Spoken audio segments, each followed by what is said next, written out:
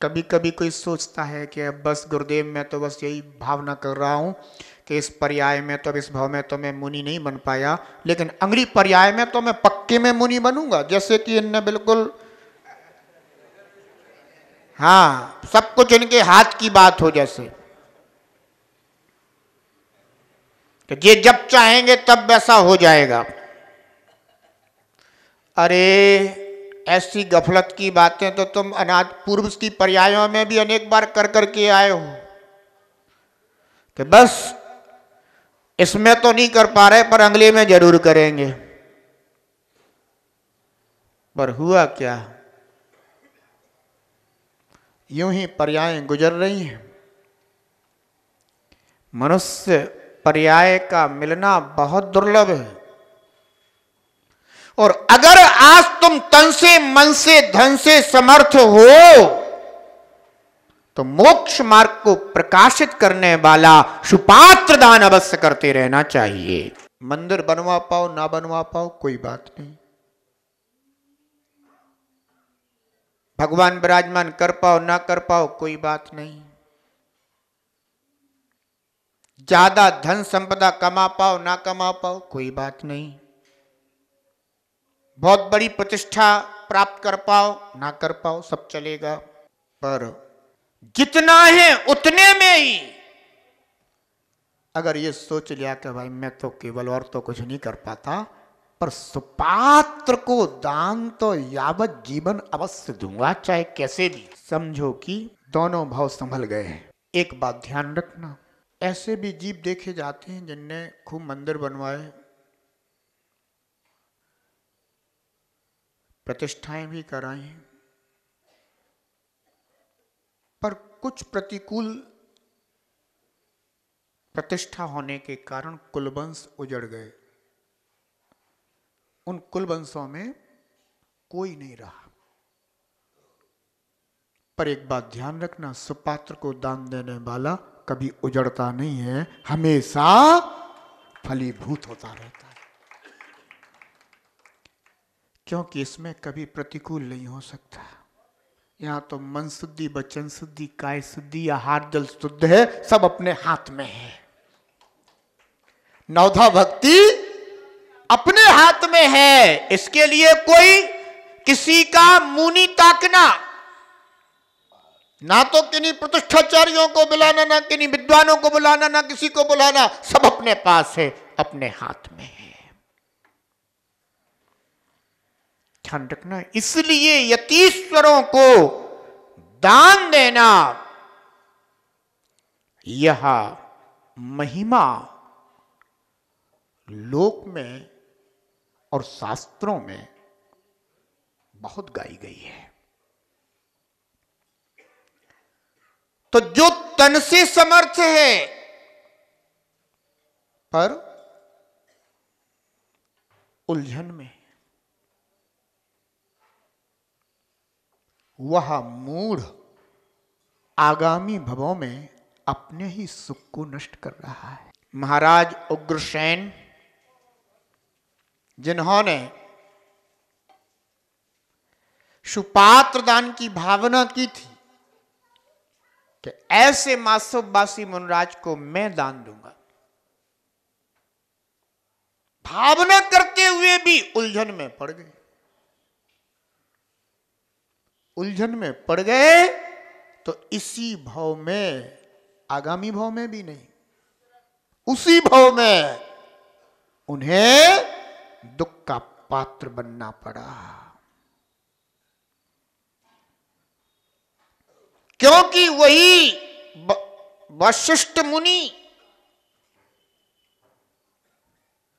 निदान को प्राप्त होकर उन्हीं के पुत्र हो गए उसी भाव में,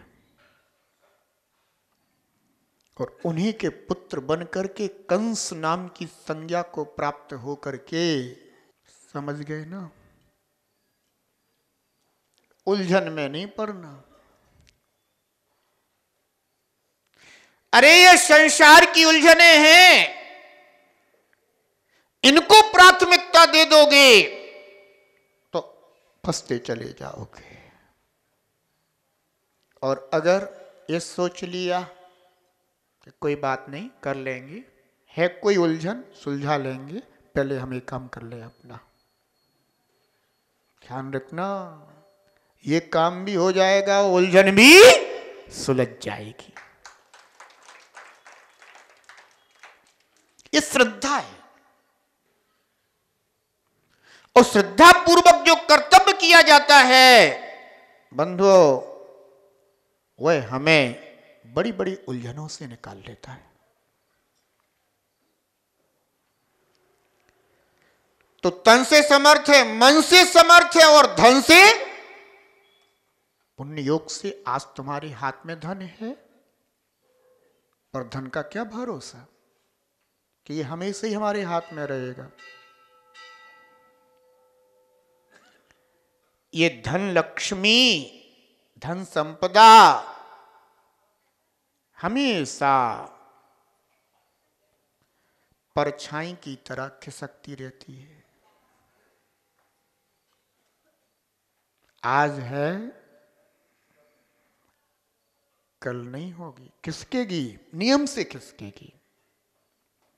कोई कितना भी बड़ा धनपति क्यों ना हो, कितना भी बड़ा हो, पर एक समय ऐसा आएगा कि उसके हाथ से जाएगी। अब कोई कहे गुरुदेव मैं तो खुद धर्म ध्यान करता हूं, फिर क्यों जाएगी? पर जाएगी। ऐसा क्यों? ऐसा इसलिए क्योंकि चाहे कोई शुभ कर्म करे तो भी उसको कुछ अशुभ कर्मों का बंध होता ही है। वे भी अपने समय पर उदय में आएंगे, इसके लिए हमेशा तैयार रहना चाहिए। भी आएंगे उदय में, और जब वो उदय में आएंगे तो थोड़ी व्यवस्था चरमराएगी, थोड़ी प्रतिकूलताएं बनेंगी, धन भी हाथ से खिसकेगा, चाहे तुम लाख उपाय कर लो, पर वो जाएगा। और तुम अगर धर्म ध्यानी हो, फिर भी तुम धर्म ध्यानी हो और इन सबके लिए तैयार हो, सहजता से तैयार हो, तो वो समय ज्यादा नहीं रहेगा, शीघ्र तुम्हारा पुनः समय बदल जाएगा। क्योंकि धर्म ध्यानी जीव अशुभ कर्मों को भी बांधता है, पर उनका अनुभाग कम होता है, इसलिए ज्यादा समय उनका स्थिति बंध भी कम रहेगा, ज्यादा नहीं रहेगा। ये धर्म ध्यान के फल होते हैं कि वह हमें शीघ्र पुनः उसी अनुकूलता में स्थापित कर देता है। पर जो समर्थ होकर के भी असमर्थ बना हुआ है, तन से मन से धन से संपन्न होकर के भी असमर्थों की तरह अपना व्यवहार करता है, वह तो अपने पुण्य को ही छीण कर रहा है, नाश कर रहा है। इसलिए आचार्य भगवान कहते हैं कि वह मूढ़ पुरुष आगामी जन्म में होने वाले अपने सुख को स्वयं नाश करता है।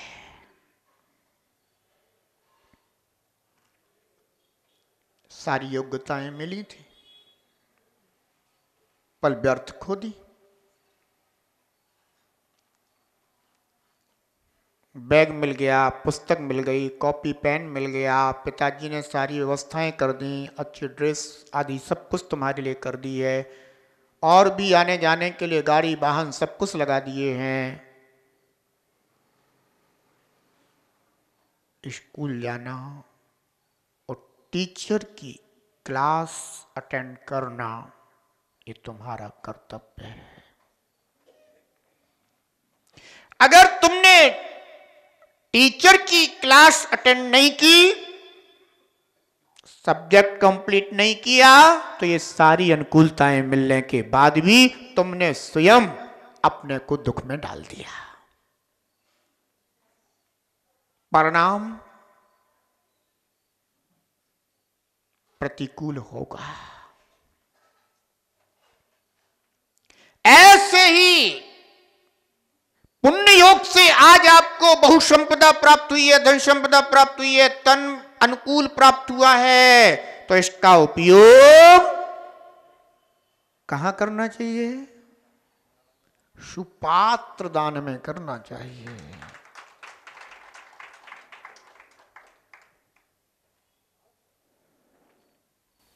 इससे बड़ा दान और कोई दूसरा नहीं है, ध्यान रखना।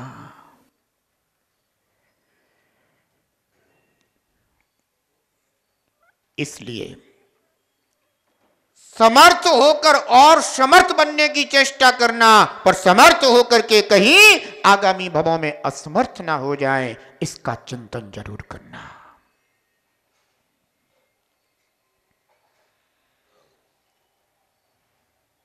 और जो समर्थ होकर के भी असमर्थ है, आचार्य भगवान कहते हैं वो अपने लिए स्वयं ही दुर्गति का मार्ग तैयार कर रहे हैं। सरकार मार्ग बनाती है, सड़कें बनाती है, तुम अपना मार्ग स्वयं बनाते हो। ये वो मार्ग है जो कोई दूसरा नहीं बना सकता, ये हम स्वयं बनाते हैं। इसलिए आज अनुकूल शरीर मिला, इंद्रियां भी अनुकूल मिली, सोचने समझने की शक्ति भी मिली है।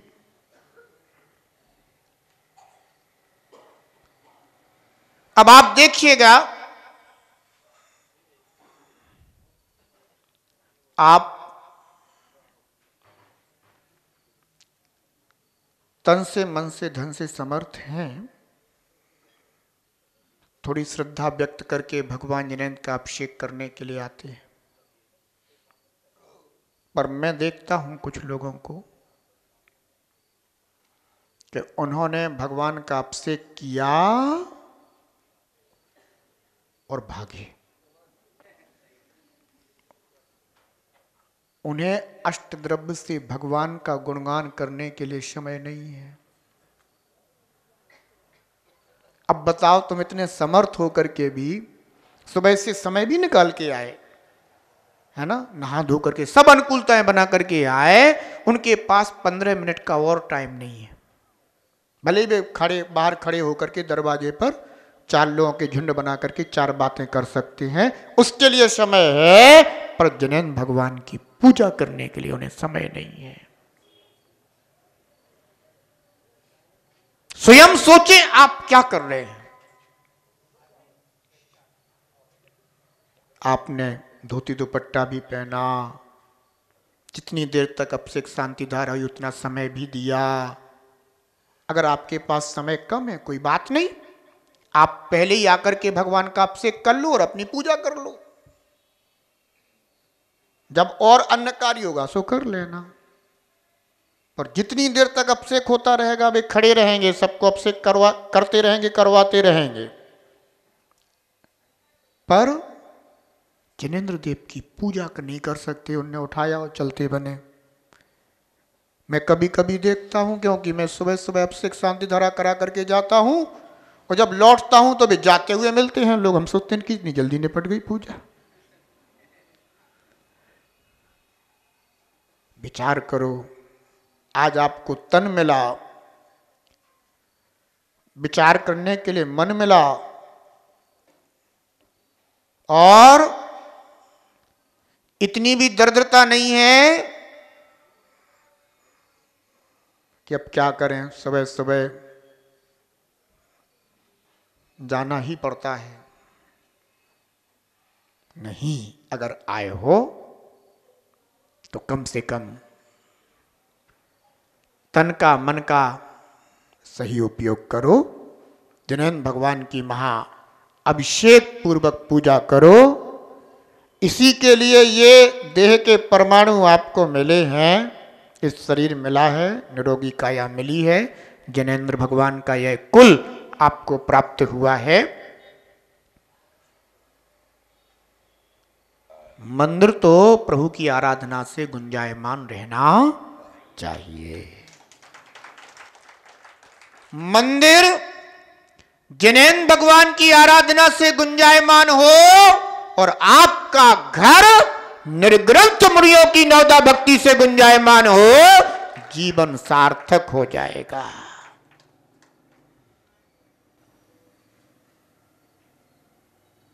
ध्यान रखना। इसलिए समर्थ होकर के असमर्थ मत बनो। कुछ ऐसे भी हैं इन मां जैसे, अब बताओ ये समर्थ है कि तुम समर्थ हो?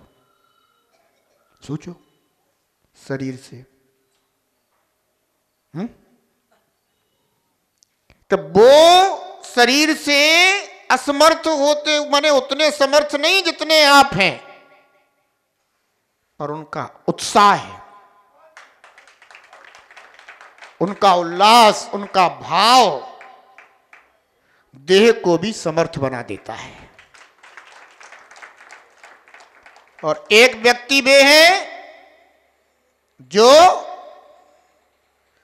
पड़े हैं बिस्तर पे, भी कह रहे अब उठे तो जा रहे हैं अभी, हैं?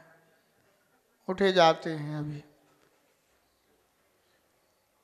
सोचो जरा, समर्थ होकर के भी असमर्थ हो रहे हो। पर धर्मात्मा जीव वो कहता है